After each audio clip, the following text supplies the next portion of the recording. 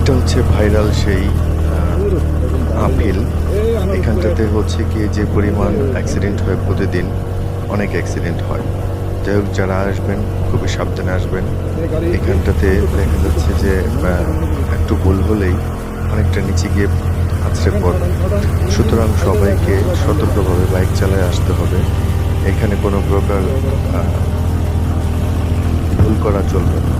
একটু ভুলের জন্য সারা জীবনের খেসারত দিতে হবে। পুরোটাই আপিল। বাইক সত্যিকার অর্থে মানে এক নাম্বার গিয়ারে উঠতেছিল না, খুবই কষ্ট হচ্ছিল। সোজা জমিন থেকে আসমানে ওঠার মতো।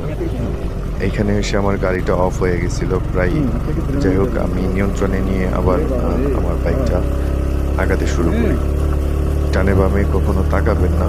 আপ হিল বা ডাউন হিলে নামার সময় প্রকৃতি দেখতে গেলে দুর্ঘটনা ঘটার সম্ভাবনা থাকে।